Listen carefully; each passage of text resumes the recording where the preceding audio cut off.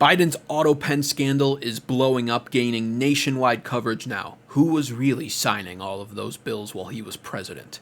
And speaking of signing bills, the spending bill wound up passing Senate last night, avoiding a government shutdown. We'll cover all that right here. On the other side of the world, an ISIS leader was unable to avoid a drone strike. We'll show you that.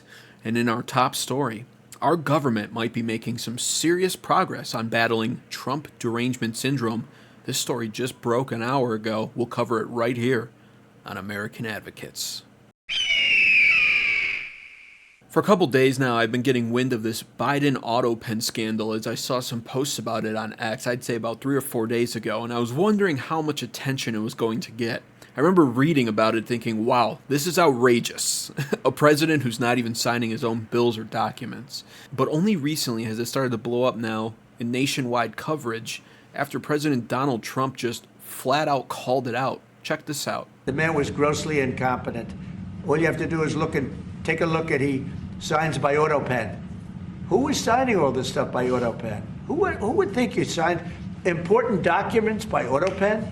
You know, these are major documents you're signing. You're proud to sign them. You have your signature on something. In 300 years, they say, oh, look, can you imagine? Everything was signed by Autopen, almost everything. And President Donald Trump brings up some good points. The main one being, was Joe Biden even signing all of these documents? They've been able to trace the location, apparently, of this Autopen in comparison to where Joe Biden was, and he might not even have been in the location at the time of the signing. So what does this mean? The worst case scenario for Democrats is this could mean that some of these bills are going to be considered null and void. This scandal could wind up blowing up into something much larger than I had originally thought. Upon conducting my own independent research right here at American Advocates, I've concluded that a large volume of President Joe Biden's bills and orders were signed using Autopen. I'm going to highlight some of the most controversial ones. These ones were his acts of clemency, pardons, especially the last-minute preemptive pardons that were signed while President Trump was being sworn in on Inauguration Day. These include Joe Biden's preemptive pardons to his entire family, Joe Biden's preemptive pardons to the January 6th committee. This is the committee that aggressively pursued the January 6th protesters and ensured that they faced harsh punishments. This also includes the preemptive pardons to General Mark Milley, this general notoriously known for being suspected of high treason as he was spotted talking with Chinese officials throughout his career, as well as notoriously being known as the backstabber of Donald Trump, claiming that President Trump, who he served under in Trump's first term, was a threat to democracy and a dictator trying to regain control of power. Joe Biden's reason for pardoning General Mark Milley is to guard him against revenge from Donald Trump. And this also includes the preemptive pardon that was signed for Dr. Anthony Fauci. If this Autopen use winds up being investigated further by the Trump administration, this could become a nightmare for Democrats, especially the Biden family. And the plot is already thickening when it comes to this Autopen use, as according to the New York Post, an anonymous former Biden aide has already come out to speak against the use of the Autopen, claiming that a certain Biden staff member would frequently make assertions about what the boss wanted, but that the rest of the staff was never quite sure if this was even true because the culture from within the Biden administration was to not ask questions. This anonymous Biden aide would go on to say, I feared no one as much as I feared that staffer, name has been redacted. To me, that staffer basically was the president. No one ever questioned that staffer. This anonymous Biden aide has also stated on the record that in the earlier parts of President Joe Biden's presidency, he would always insist on seeing everything, even the most mundane of paperwork. But towards the later part of his presidency, this Autopen use became a lot more frequent. For years, especially the last 2 years, when everyone was noticing Joe Biden's obvious mental decline, Republicans were shouting that there was a possibility of him being a hologram president. Meanwhile, liberals kept saying this was utter nonsense. But as usual, now that more information is being released, it's starting to shape up into the image that Republicans were claiming it was 2 years ago. Of course, this is an uphill battle for Republicans if they want to pursue this. They're going to have to prove quite a bit. And not many people I imagine, are going to be willing to testify about this. But this anonymous Biden aide might be the key to all of this. We'll see what happens as more develops, and we'll report on it more right here on American Advocates. So don't forget to subscribe for daily news updates. And now for our next story. We've made it officially past the Friday at midnight deadline for government shutdown, with the Senate narrowly voting to confirm the new Trump administration spending bill that will fund government all the way through September of this year. Senate voting in a 54-46 confirmation vote to pass it. This was with the aid of the Democrat Senate Minority Leader Chuck Schumer, who came out and said that a government shutdown must be avoided. He wound up being able to rally 9 other Democrats, which allowed the measure to advance.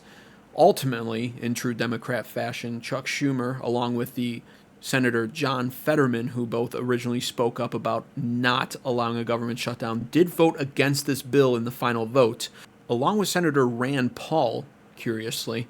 However, it doesn't matter. Government is now funded, the spending bill is now passed, and this is another big win for President Donald Trump and his administration. The passing of this bill has caused yet another fracture and divide amongst the Democrats as their party continues to decline and crumble, along with their approval rating, which is now marked as low as 20%. They're about to be in the teens percentage-wise now for approval rating, as they just continue losing support from their voter base through this Trump presidency. And now we say farewell to a fugitive ISIS leader, as video surfaced online last night of aerial footage of a successful strike against this fugitive ISIS leader and one of his comrades, removing them both successfully from the face of the earth. Check this out.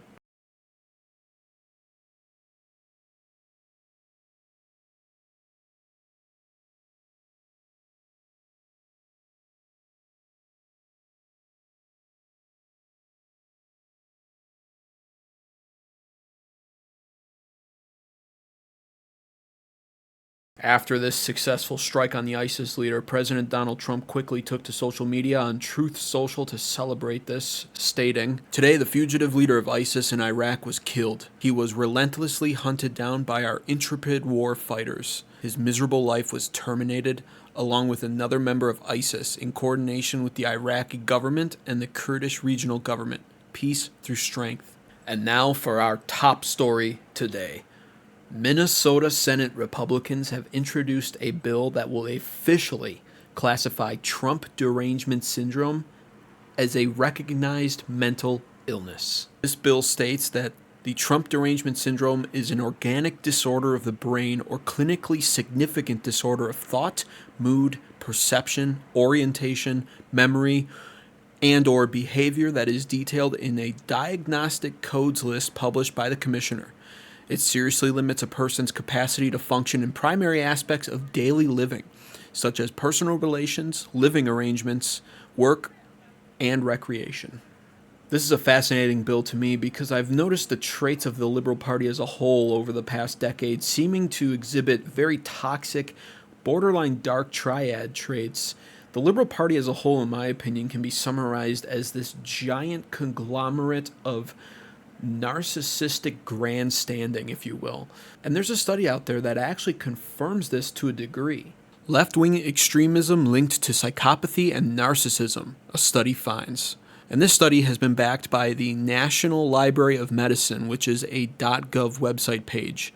On this .gov website page, it states, study reviewed above. Vulnerable narcissism measured with the hypersensitive narcissism scale was related to higher liberalism.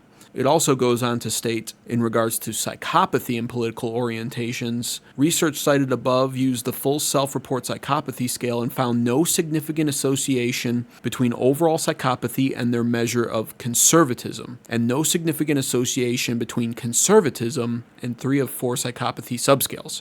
However, they did find a positive association between psychopathy and liberalism. And again, going back to my point about how the Liberal Party collectively as a whole seems to be a giant conglomerate of narcissistic traits, take a look at the definition of narcissistic traits: a grandiose sense of self-importance, a need for excessive admiration, and a lack of empathy and a sense of self-entitlement. And think about it like this. What are the liberals most known for when it comes to their party as a whole and the way that they cry and whine in society? In my opinion, one of the things they're most known for is their victim mindset, one, and also, lesser known maybe, but anybody paying attention picks up on this right away. They project everything that they're guilty of onto conservatives. And take a look at what narcissistic projection is. Narcissistic projection is a defense mechanism where individuals with narcissistic tendencies attribute their own negative traits, feelings, or behaviors to others, essentially blaming others for their own shortcomings. How it manifests: using blame shifting, playing the victim, and accusations. These accusations, they might accuse others of having traits or behaviors that they themselves possess, effectively projecting their own insecurity onto others. Now, of course, is the Liberal Party insecure? I wouldn't necessarily say that. But when it comes to liberals, one of their best tactics is to blame conservatives for doing heinous things that the conservatives aren't actually doing. And it turns out all along, it's the Democrats that are doing it. But when you throw all the attention onto the conservatives and accuse them of what you're doing, the attention lingers where you direct it. This is what liberals have been good at now for years. So when it comes to this bill that the Minnesota Senate Republicans have introduced to classify Trump derangement syndrome as a recognized mental illness, the more I think about it, the more I think I might be in favor of this bill.